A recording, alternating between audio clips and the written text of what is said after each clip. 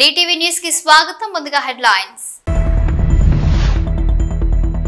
ఈ నెల 20న కవిటి మండలం రాజాపురంలో ముఖ్యమంత్రి నారా చంద్రబాబు నాయుడు పర్యటన.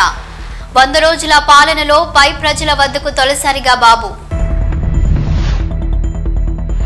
తప్పు చేస్తే శిక్ష తప్పదు. గత ప్రభుత్వంలో జరిగిన తప్పులను వెలికి తీసే పనిలో ఉన్నాం నారా చంద్రబాబు. ప్రచార ఆర్భాటం తప్ప వరద బాధితులకు చంద్రబాబు చేసిందేమీ లేదు. మాజీ మంత్రి కాకాని. వరదలకు మహబూబాబాద్ జిల్లాలో సుమారు 500 కోట్ల రూపాయల మేర నష్టం. మంత్రి సీతక్క. ముఖ్యమంత్రి నారా చంద్రబాబు నాయుడు ఈ నెల 20న కవిటి మండలం రాజపురం గ్రామంలో పర్యటించనున్నట్లు మంత్రి కింజరాపు అచ్చెన్నాయుడు తెలిపారు. కూటమి ప్రభుత్వం 100 రోజుల పాలనలో అమలు చేసిన పథకాలు, కార్యక్రమాలను ప్రజలకు వివరించడంలో భాగంగా తొలి సభ జిల్లాలో నిర్వహించనున్నారు. ఈ నేపథ్యంలో కలెక్టర్, ఎస్పీ, ఇతర ఉన్నతాధికారులు రాజాపురం వెళ్లి ఏర్పాట్లను పర్యవేక్షించనున్నారు. ఇతర ఉన్నతాధికారులు గురువారం రాజపురం వెళ్లి ఏర్పాట్లను పర్యవేక్షించనున్నారు.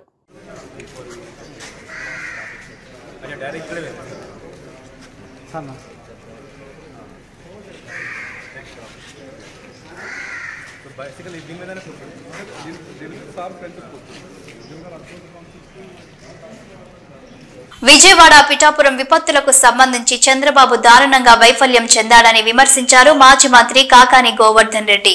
ఎక్కడైతే వరద ప్రభావిత ప్రాంతాలు ఉన్నాయో అక్కడ ఇబ్బంది పడే ప్రజలను కనీసం పట్టించుకోకుండా ఎక్కడో ఒక చోట కాన్వాయ్లో వెళ్లి ఏదో చేస్తున్నానే భ్రమ ఇతర ప్రాంతాల్లో కల్పించడం తప్ప చంద్రబాబు చేసిందేమీ లేదని అన్నారు. ఎవరైనా ఈ 100 రోజుల్లో చంద్రబాబు నాయుడు అభివృద్ధి, సంక్షేమం అందించాడు అని చెప్పగలరా అని ప్రశ్నించారు. చంద్రబాబు, నీకు సిగ్గులేదు కాబట్టి బుక్లెట్ ప్రచురించి గొప్పలు చెప్పుకుంటున్నావని విమర్శించారు గోవర్ధన్ రెడ్డి. విజయవాడ పిఠాపురానికి సంబంధించినటువంటి విపత్తుకు సంబంధించి వస్తే చంద్రబాబు నాయుడు అనుభవం ఎంత దారుణంగా ఫెయిల్ అయ్యాడు, ఎంత ఘోరంగా చంద్రబాబు నాయుడు పరిస్థితి తయారైంది అనేటువంటిది ప్రత్యేకంగా చెప్పాల్సినటువంటి పని లేదు.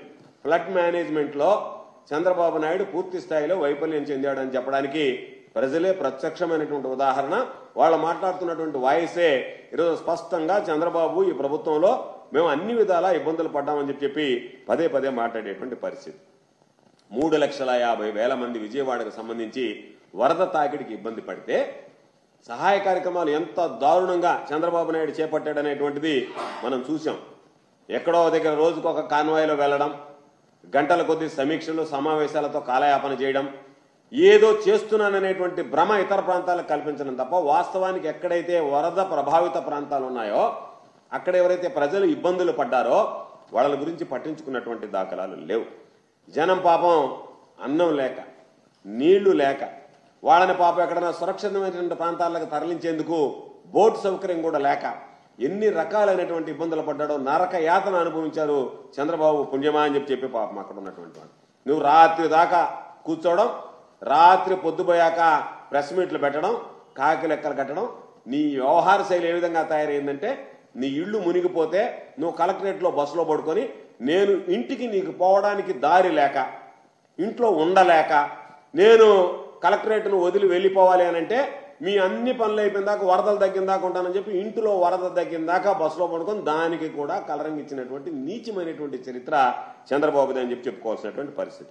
ఈరోజు అదేవిధంగా వరద ఈరోజు పిఠాపురం కానీ ఏలేరులో వరద ప్రాంతాలు కానీ నువ్వేదో హంగు ఆర్భాటంతో పోవడం తప్ప వాస్తవానికి నువ్వు వెళ్ళిన తర్వాత అక్కడ ప్రజలకు చేసినటువంటి మేలు, వనగూరినటువంటి లబ్ధి ఏదన్నా ఉంది అంటే అది శూన్యం. అందుకనే ఎంతసేపటికి డైవర్షన్ పాలిటిక్స్ అంటే నేను చేయలేకపోయా, ప్రజల్లో అర్థమైపోతుంది, నేను వైఫల్యం చెందా కాబట్టి దీన్ని ఏదో ఒక విధంగా వక్రీకరించాలా, దానిని డైవర్షన్ పాలిటిక్స్ చేయాలనేటువంటి ఆలోచనతో ఈరోజు ప్రకాశం బ్యారేజీకి సంబంధించి వైఎస్ఆర్సీపీ వాళ్ళు పడవలు వదిలారు, దాన్ని కూలగొట్టడానికి కుట్రపడినారు. ఒక ముఖ్యమంత్రి స్థాయిలో ఉండేటువంటి వ్యక్తివి దాని గురించి ఎంత నీచంగా మాట్లాడుకుంటున్నారు ప్రజలు నీ గురించి అంటే ఎంత పలచనైపోతున్నామంటే వైఎస్ఆర్ కాంగ్రెస్ పార్టీ వాళ్ళు పడవలు వదిలి సంఘం ఉన్నటువంటి ప్రకాశం బ్యారేజీని ఢీ కొట్టడానికి ప్రయత్నం చేసినారని చెప్పి నువ్వు మాట్లాడడం ఈరోజు నిజంగా ప్రజలందరూ అనుకుంటున్నారు నాలిక చంద్రబాబు నాయుడు తాటిమట్ట తెలియనటువంటి పరిస్థితి అని చెప్పినాను. భారీ వర్షాలు, వరదలకు మహబూబాబాద్ జిల్లాలో సుమారు 500 కోట్ల రూపాయల మేర నష్టం వాటిల్లిందన్నారు మంత్రి సీతక్క. మన రాష్ట్రంలో ఉన్నది కేవలం 11 గవర్నమెంట్ మెడికల్ కాలేజీలు మాత్రమే. నాడు నేడులో భాగంగా వీటిని కూడా బాగు చేస్తూ కొత్తగా 17 మెడికల్ కాలేజీలను తీసుకొచ్చిన ఘనత మాజీ ముఖ్యమంత్రి వైఎస్ జగన్ కే చెందుతుందని అన్నారు వడదల రజని. కోవిడ్ లాంటి క్లిష్ట పరిస్థితులను ఎదుర్కొని కూడా అవసరమైన ఖర్చుని కూడా చేసి 5 మెడికల్ కాలేజీలను ప్రారంభించడం జరిగింది. ఇప్పుడు సెకండ్ ఫేజ్ కి సంబంధించి మిగతా 5 కాలేజీల పరిస్థితి ఏంటి, దానికి తగిన గ్రౌండ్ వర్క్ పూర్తి చేయడం జరిగింది. కొంత మిగిలి ఉంది. మిగతాది పూర్తి చేయాల్సిన బాధ్యత కూటమి ప్రభుత్వం మీద ఉందని అన్నారు. మెడికల్ కాలేజ్ మీద అనేక రకాల కన్ఫ్యూజన్స్కి దారితీస్తుంది. సో దీని గురించి మాట్లాడదాం అనేటువంటి ఉద్దేశంతో మరి ఈ ప్రెస్ కాన్ఫరెన్స్ కండక్ట్ చేయడం అనేది జరుగుతూ ఉంది. మీ అందరు కూడా చూసినట్టయితే పోస్ట్ బైఫోకేషన్ అంటే మన రాష్ట్రం విడిపోయిన తర్వాత మన రాష్ట్రంలో అంటే టెరిషరీ కేర్కి సంబంధించి సూపర్ స్పెషాలిటీ హాస్పిటల్స్ అన్నీ కూడా హైదరాబాద్లో ఉండిపోయాయి. సో మనకు ఈ టెరిషరీ కేర్ని మనం స్ట్రెంథెన్ చేసుకోవాలి. ఈ సూపర్ స్పెషాలిటీ హాస్పిటల్స్ అన్నిటినీ కూడా మనము మన రాష్ట్ర ప్రజలకు సంబంధించి వారికి కావాల్సినటువంటి వైద్య సేవలన్నీ కూడా మన రాష్ట్రంలోనే అందాలి అనేటువంటి ఒక గొప్ప ఆలోచన. మన వాళ్ళందరికీ కావాల్సినటువంటి హెల్త్ కేర్ సర్వీసెస్, ట్రీట్మెంట్స్ అన్నీ కూడా మనమే ఎక్విప్ కావాలి భవిష్యత్ కాలంలో అనేటువంటి ఒక ఆలోచన ఆనాటి ముఖ్యమంత్రి అయినటువంటి జగన్మోహన్ రెడ్డి గారు ఒక గొప్ప ఆలోచనతో, ఒక దూరదృష్టితో ప్రజల ఆరోగ్యం పట్ల వారికి ఉన్నటువంటి చిత్తశుద్ధితో గొప్ప ఆలోచన చేసి ఈ రాష్ట్రానికి 17 గవర్నమెంట్ మెడికల్ కాలేజ్ తీసుకురావాలి అనేటువంటి ఒక గొప్ప ఆలోచనకు శ్రీకారం చుట్టడం జరిగింది. ఈ మెడికల్ కాలేజ్ రావటం వల్ల పేద ప్రజలకు మెరుగైన ఆరోగ్యం, నాణ్యమైన ఆరోగ్య సేవలు, ఉచితమైన ఆరోగ్యం మన రాష్ట్రంలో ఇవ్వచ్చు అనేటువంటి ఆలోచనకు మరి జగన్మోహన్ రెడ్డి గారు అడుగులు వేయటం జరిగింది. ఈ నెల 22న కర్నూలులో జరుగు ఆంధ్రప్రదేశ్ బోయ వాల్మీకి సంఘం సభను జయప్రదం చేయండి.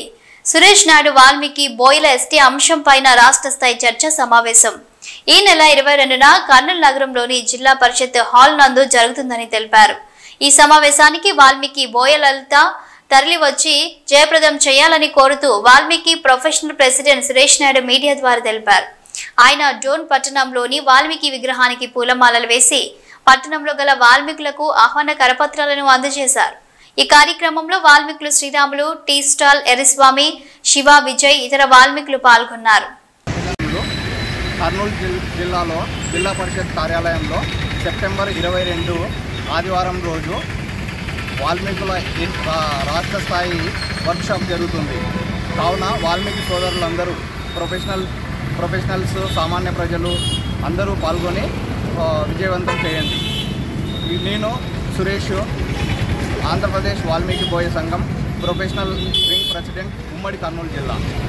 సో రాజకీయ నాయకులు సంబంధం లేకుండా సామాన్య ప్రజల నుంచి దీని గురించి ఆలోచించి ప్రతి ఒక్కరూ దీంట్లో పాల్గొని విజయవంతం చేయాల్సిందిగా కోరుచున్నాం. జై వాల్మీకి, జై వాల్మీకి, వాల్మీకుల ఐక్యత, వాల్మీకుల ఐక్యత.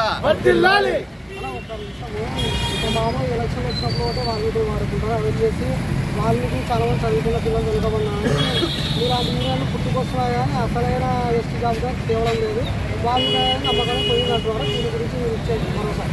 మేము ప్రొఫెషనల్ వింగ్గా మా మిషన్ ఏంటంటే ఎస్టీ సాధన, యూనిటీ, డెవలప్మెంట్, ఎంపవర్మెంట్. సో దీనిలో భాగంగానే మేము కొంతమంది పిల్లల్ని చదివించడం జరుగుతుంది. ఉమ్మడి కర్నూలు జిల్లాలో రేపు నెక్స్ట్ ఇయర్ వచ్చే పిల్లలకి స్కాలర్షిప్లు ప్రొవైడ్ చేయడం జరుగుతుంది. సో ఈ సాధికారత, ఎంపవర్మెంట్ మీదనే మేము దృష్టి చేస్తున్నాం. సో వేరే సంఘాల లాగా మేమైతే ఏం చేయట్లేదు. సో మా మిషన్ అంతా ఎస్టీ సాధన and empowerment, development, unity. So ఏ సంఘాలకైనా మేము కలిసి పనిచేయడానికి మేము రెడీగా ఉన్నాం. ఎవరితో మాకు వేరే సంఘాలకు మనం ఏ విధంగా కూడా మేము విరుద్ధం కాదు. అందరితో పనిచేయడానికి ఎస్టీ సాధనకు మేము రెడీగా ఉంటాం.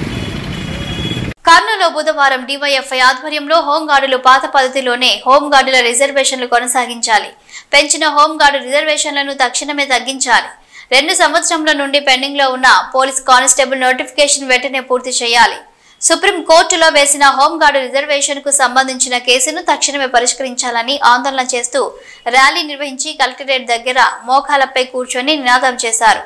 నగరంలో భారీ ర్యాలీతో వచ్చి కలెక్టరేట్ ముందర డివైఎఫ్ ఆధ్వర్యంలో వి వాంట్ జస్టిస్ అని ఆందోళన చేశారు. 2 సంవత్సరాల నుండి పెండింగ్ లో ఉన్న పోలీస్ కానిస్టేబుల్ నోటిఫికేషన్ వెంటనే పూర్తి చేయాలని, పెంచిన హోంగార్డు రిజర్వేషన్లను తక్షణమే పరిష్కరించాలని ధర్నా చేస్తూ నినాదాలు చేశారు. మా దురదృష్టవశాత్తు 1-2 మార్కులతో కోల్పోయి ఎస్ఐ జాబులు అంటే 401 పోస్టులని మేము 95,000 మందిని భర్తీ చేయలేం కదా సార్. కాబట్టి 6,100 పోస్టులు ఉన్నాయి సార్. ఈ 6,100 పోస్టుల నుంచి 2 సంవత్సరాల నుంచి మమ్మల్ని నానబెడుతూనే ఉన్నారు సార్. ఎప్పుడైనా అని పోలీస్ అభ్యర్థులు అంటే ఎంత ఫిట్గా ఉండాలి సార్. మేము 2 సంవత్సరాల నుంచి అదే ఫిట్నెస్ కోల్పోతున్నాము. ఇంకోటి ఏంటంటే ఎలక్షన్కి ముందర 6 నెలల్లో మీ నోటిఫికేషన్ భర్తీ చేస్తాం, 6 నెలల్లో మీ నోటిఫికేషన్ భర్తీ చేస్తామన్నారు. మేము నిజంగానే భర్తీ చేస్తారని చెప్పేసి మేము ఇంట్లో అందరికీ హామీ ఇచ్చి మేము ఓట్లేసి గెలిపించాం సార్. ఈరోజు స్టడీ హాళ్ళు, హాస్టళ్ళు అన్నీ కట్టుకొని మేము బయట ఉండే సార్. పండుగలు మేము ఏ పండుగలైనా కూడా హాస్టల్ 4 గదుల్లోనే ఉంటాం సార్. అన్ని పండుగలు మా 4 గోడల గదుల్లోనే గడుపుతున్నాం. మేము మా కోసం ఒక్కసారి చెల్లించండి సార్. 95,000 మంది ఉన్నాం. మీరు ఆంధ్రప్రదేశ్లో 5% ఉన్న విజయవాడనే ప్రతి ఒక్కసారి వేలు పెట్టి ఎత్తుతున్నారే. 95,000 మంది 2 సంవత్సరాల నుంచి అడుక్కట్టున్నాం సార్. మా గురించి ఎందుకు పట్టించుకోకుండా సార్? మేము నిరుద్యోగులం కాదా? మేము ఆంధ్రప్రదేశ్ రాష్ట్ర అభ్యర్థులం కాదా అని మేము ఒకసారి అడుగుతున్నాం సార్. ఒకసారి అడగండి. నిరుద్యోగులకు ఆంధ్రప్రదేశ్లో డిఎస్సీ వాళ్ళు మాత్రమే నిరుద్యోగులు ఉన్నారా? మొదటి సంతకం వాళ్ళపైన పెట్టే మేము పోలీసు అభ్యర్థులు అర్కతిరల్లా సార్. ఎందుకు సార్ మా పైన అంత వివక్షత? 95,000 మంది అడుకుంటున్నారు సార్. 4,85,000 మంది అప్లై చేశాం. చేస్తే 90,000 మంది క్వాలిఫై అయ్యాం. అంటే మిగిలిన 4 లక్షల మంది ఎక్కడెక్కడ తింటున్నారు. వాళ్ళు కూడా ఆంధ్ర రాష్ట్రంలో అభ్యర్థులు కాదా? వాళ్ళకి ఎందుకు మీరు నిరుద్యోగ వృద్ధి వేయట్లేదు? నిరుద్యోగ వృద్ధి కాదు, ఇంకో 20,000 పోస్టులు ఖాళీగా ఉన్నాయని ఇది భర్తీ చేస్తే కదా అది మళ్ళీ వదిలేదు. ఇది కానప్పుడు అదెందుకు వదులుతారు సార్? మీకు తెలియదా? ఇంకో 2 నెలల్లో జాబ్ క్యాలెండర్ అంటున్నారు. ఇది లేని ఆ జాబ్ క్యాలెండర్ మా పోలీస్ అభ్యర్థులు ఎట్లుంటుంది సార్?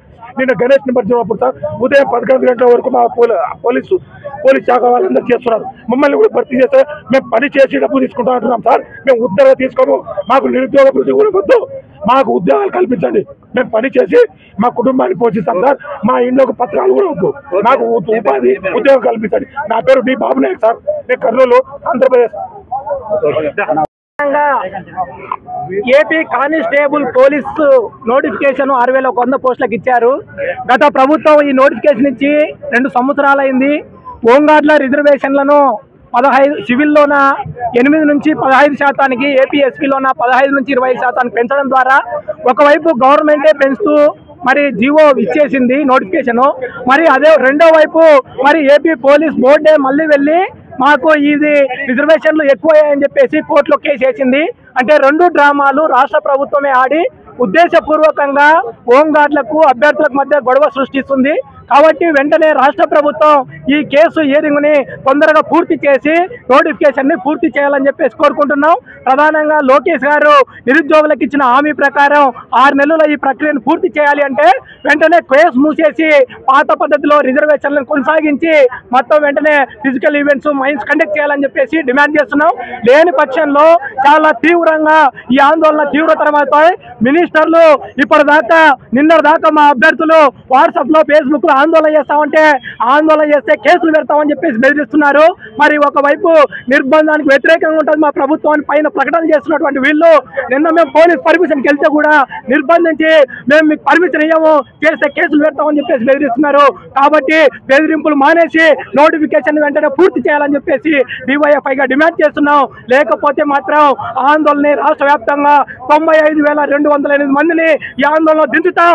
రాష్ట్ర ప్రభుత్వాన్ని, రాష్ట్ర మంత్రుల్ని ఎక్కడ బయట తిరగకుండా అడ్డుకుంటామని చెప్పేసి ఈ సందర్భంగా హెచ్చరిస్తున్నారు. నగేశ్, డివైఎఫ్ఐ జిల్లా కార్యదర్శి, కర్నూలు. డోన్ ఎమ్మెల్యే కోట్ల జయ సూర్యప్రకాష్ రెడ్డి పుట్టినరోజు సందర్భంగా డోన్ తెలుగుదేశం పార్టీ కార్యాలయం నందు తెలుగుదేశం పార్టీ నాయకులు, కార్యకర్తలు ఆయన పుట్టినరోజు కేక్ ను కట్ చేసి స్వీట్లు పంచుకున్నారు. కోట్ల అభిమానాన్ని చాటుకున్నారు. అనంతరం మెగా రక్తదాన శిబిరాన్ని ఏర్పాటు చేసి అన్నదాన కార్యక్రమాన్ని చేశారు. ఈ సందర్భంగా నాయకులు మాట్లాడుతూ మా ఎమ్మెల్యే కోట్ల జయసూర్యప్రకాష్ రెడ్డి పుట్టినరోజు సందర్భంగా మెగా రక్తదాన శిబిరాన్ని అన్నదాన కార్యక్రమాన్ని చేయడం జరిగిందన్నారు. కోట్ల డోన్ మరింత అభివృద్ధి పథంలో నడిపించేలా దేవుని యొక్క ఆశీస్సులు ఆయనకు ఉండేలా చూడాలని తెలిపారు. ఈ కార్యక్రమంలో తెలుగుదేశం పార్టీ బీజేపీ జాతీయ ప్రధాన కార్యదర్శి Y Nageswararao Yadav, Kamalapuram sarpanch Arjun Reddy, Telugudesam party Kotike Phaniraj, municipal vice chairman Kotike Harikishan, Telugudesam party senior నాయకుడు మండల టీడీపీ మాజీ municipal vice chairman Kesanna Goud, Telugudesam party రాష్ట్ర కార్యదర్శి వలసల రామకృష్ణ, తెలుగుదేశం పార్టీ నాయకులు శేషిరెడ్డి, డోన్ మండల టీడీపీ అధ్యక్షులు శ్రీనివాసులు యాదవ్, ఇతర తెలుగుదేశం పార్టీ నాయకులు, కార్యకర్తలు, కోట్ల అభిమానులు పాల్గొన్నారు.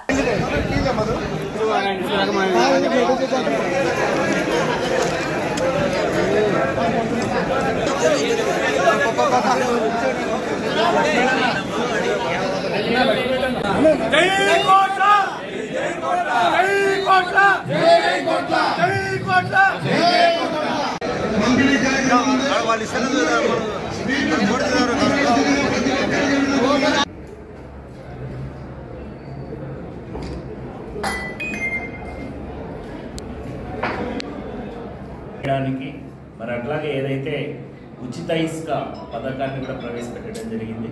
మద్యం మీద కూడా ఒక మంచి పేద ప్రజలకు ఉపయోగపడేలాగా ఒక మంచి పాలసీని కూడా తీసుకొని రావడం జరిగింది. అన్నా క్యాంటీన్లు ఓపెన్ చేసి మరి పేదవాళ్ళ కోసం మరి అన్నం పెట్టడానికి కూడా రెడీ అవ్వడం జరుగుతూ ఉంది. ఏవైతే అన్ని ప్రామిసెస్ ఒకటొకటిగా నెరవేర్చుకుంటూ మరి 100 రోజులకు ఎక్కడ తీరిక లేకుండా మరి ఈరోజు ఏవైతే ప్రకృతి వైపరీత్యాల వలన విజయవాడలో వరదలు వచ్చాయో వాటికన్నిటికీ కూడా రాష్ట్రమంతా బాసటగా నిలిచేలాగా మరి చంద్రబాబు నాయుడు గారు సీఎంగా ఉంటూ చర్యలు తీసుకుంటూ ఉంటే ఈ వైసీపీ కుహనా నాయకులు అనేక విమర్శలు చేస్తూ ఉన్నారు. వాళ్ళ యొక్క పరిపాలనలో ఉన్న అన్ని రకాల డెవలప్మెంట్స్ని ఆపేసి మరి ఈరోజు ఈ వరదకు కారణమైన అక్కడ ఉన్న ఇరిగేషన్ ప్రాజెక్ట్స్కి ₹1 నిధులు ఇవ్వకుండా మరి పరిస్థితిని అంతా తారుమారు చేసి ఈరోజు విజయవాడ ఉంది. వాటిని వదిలేసి వీళ్ళు వరదలు వచ్చాయి మరి వీళ్ళ వల్లనే వచ్చాయి, వీళ్ళు ఆదుకోలేకపోయారు అని ఆయన బురదలో దిగకుండా కూడా మాట్లాడే ఒక రాజకీయ నాయకుడిని, ఒక సాక్షి పేపర్ని అడ్డం పెట్టుకొని అనేక కథనాలని మరి మా మీద రాయడానికి వీళ్ళకి సిగ్గుంది అని సూటిగా అడుగుతూ ఉన్నాం. అడ్మినిస్ట్రేషన్ అంటే ఏంటి, ప్రభుత్వం అంటే ఏంటి, ముఖ్యమంత్రి అంటే ఏంటి, డెవలప్మెంట్ అంటే ఏంటి అని చూపించిన నాయకుడు చంద్రబాబు నాయుడు గారు. తెలుగుదేశం పార్టీ వాళ్ళ దగ్గర ఉండి ఒళ్ళు దగ్గర పెట్టుకొని మాట్లాడమని వైసీపీ నాయకులను హెచ్చరిస్తూ మరి ఈరోజు పెద్దలు చెప్పేసి సభాముఖంగా మీకు తెలియజేస్తాను. కావున ఆయనకు మరెన్నో జన్మదినాలు జరుపుకున్నటకు మన కర్నూలు జిల్లా, నంద్యాల జిల్లా వాసి అయిన శ్రీశైల వాసుడు, అలాగే మన రాయలసీమ వాసి అయిన తిరుపతి వెంకటేశ్వరులు, డోన్ నియోజకవర్గ వాసి అయిన మధ్యేడు నగడు ఆయనకు మరెన్నో ఈ జన్మదినాలు జరుపుకున్నటకు ఆయనకు సంపూర్ణ ఆరోగ్యాలు ఇవ్వాలని చెప్పేసి తెలియజేసుకుంటూ సెలవు తీసుకుంటారు. ఈరోజు మా ప్రీతమ నాయకులు పెద్ద ఆయన డోన్ అసెంబ్లీ నియోజకవర్గ ఎమ్మెల్యే గారు కోట్ల సూర్యప్రకాష్ రెడ్డి గారి జయంతిని జన్మదిన సందర్భంగా జన్మదిన శుభాకాంక్షలు తెలియజేస్తున్నాం. మరి ఈరోజు నియోజకవర్గం అంతా కూడా, డోన్ నియోజకవర్గం అంతా కూడా పెద్ద ఎత్తున ప్రజలు, తెలుగుదేశం పార్టీ కార్యకర్తలు, కోట్ల అభిమానులు, కేఈ అభిమానులు అందరూ కూడా చాలా పెద్ద ఎత్తున జన్మదిన శుభాకాంక్షలు తెలియజేయడం జరిగింది. అనేక కార్యక్రమాలు ఈ సందర్భంగా ప్రజలకు సంబంధించిన కార్యక్రమాలు కూడా చేయడం జరిగింది. మరి హాస్పిటల్లో బ్రెడ్ పంపిణీ కార్యక్రమం రోగులకు, అదేవిధంగా పండ్లు పంచడం జరిగింది. లేదంటే మరి వృద్ధులకు దుప్పట్ల పంపిణీ కార్యక్రమం చేయడం జరిగింది. అన్నదాన కార్యక్రమం చేయడం జరిగింది. దాంతోపాటుగానే మరి ప్రాణాన్ని నిలబెట్టే రక్తదాన కార్యక్రమాన్ని కూడా ఈరోజు డోను పార్టీ ఆఫీసులో పెద్ద ఎత్తున తెలుగుదేశం పార్టీ కార్యకర్తలు, యువ కార్యకర్తలు చేయడం జరిగింది. దాదాపు 100 మంది రక్తదానం కూడా చేయడం జరిగింది. మరి ఇది నిజంగా డోన్ నియోజకవర్గ ప్రజల అదృష్టం.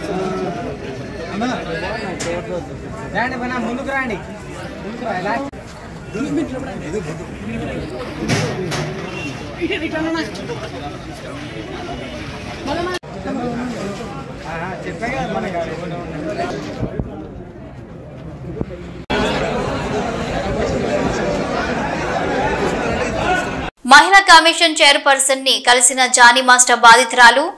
జానీ మాస్టర్ పై మహిళా కమిషన్ కి ఫిర్యాదు చేసిన మహిళా కొరియోగ్రాఫర్ మహిళా సంఘాలతో కలిసి మహిళా చైర్పర్సన్ ను కలిసిన కొరియోగ్రాఫర్. గవర్నమెంట్ సీఎం గారు మహిళలకు రక్షణ అనేది తప్పకుండా తెలంగాణలో ఉండాలి అనే ఒక ముఖ్య ఉద్దేశంతో ముందుకు వెళ్తున్నారు. సో అలాంటి తరుణంలో గవర్నమెంట్ ఎంత సీరియస్నెస్ ఉందో మనందరికీ ప్రజలకు కూడా అంత సీరియస్నెస్ ఉన్నప్పుడే ఇది సాధ్యమవుతుంది అనేటువంటి విషయం మనందరం గమనించాలి. ఇవాళ అమ్మాయి పేరు కూడా చెప్పాను, బట్ కొరియోగ్రాఫర్గా ఎదగాలని చెప్పి తన 16వ ఏట నుండే ఫిల్మ్ ఇండస్ట్రీలో పనిచేస్తూ ఉంటుంటే మాస్టర్ అనే అటువంటి వ్యక్తి తనకు ఎలాగూ దాంట్లో హోల్డ్ ఉందని ఒక అమ్మాయిని ఒక 6 సంవత్సరాల నుండి ఇబ్బంది పెడుతుంటే, ఇంకా ముందేమో 16 సంవత్సరాలు చిన్నమ్మాయి, నేను బయటకు వచ్చి చెప్తే మళ్ళీ ఎక్కడ మా పేరెంట్స్ అసలు నీకు ఈ ప్యాషన్ వద్దు, అసలు ఈ ఇండస్ట్రీ వద్దు అని తీసుకెళ్ళిపోతారా, లేదంటే బంధువులు తెలిసిన వాళ్ళు ఏ రకమైనటువంటి మాటలు అంటారంటే నానా రకాల భయాలు ఉండే. అంత చిన్న అమ్మాయికి ఏం అర్థం అవుతుంది, ఏం చేయాలి అనేది. సో ఇంకా భరించి ఇంకా అసలు తట్టుకునేటువంటి పరిస్థితి లేనప్పుడు బయటకు వచ్చి వాళ్ళ ఛాంబర్ని వెళ్ళి కలవడం జరిగింది. పోలీస్ డిపార్ట్మెంట్కి వెళ్ళి ఎఫ్ఐఆర్ రాయడం జరిగింది. ఆ తర్వాత ఉమెన్ కమిషన్ దగ్గరకు వచ్చి ఉమెన్ కమిషన్ పైన నాకు ఎంతో నమ్మకం ఉంది, తప్పకుండా మీరు న్యాయం చేస్తారు అనేటువంటి ఆలోచనతో మిమ్మల్ని నేను అప్రోచ్ అయ్యాను అన్నప్పుడు, ఎలాగూ మేము 2 months నుండి దీనిపైన పనిచేస్తున్నాము కాబట్టి తప్పకుండా పాష్ యాక్ట్ అనేది ఈ రాష్ట్రంలో ఉంది. మహిళల పట్ల ఎవరు అసభ్యంగా ప్రవర్తించినా ఇబ్బంది పెట్టినా తప్పకుండా కమిషన్ వాళ్లకు అండగా నిలబడుతుంది. వాళ్ళ నుండి మేమున్నాము అనే ఒక భరోసా, ఒక ధీమా ఇవ్వడానికి బయటకు రావడం జరిగింది.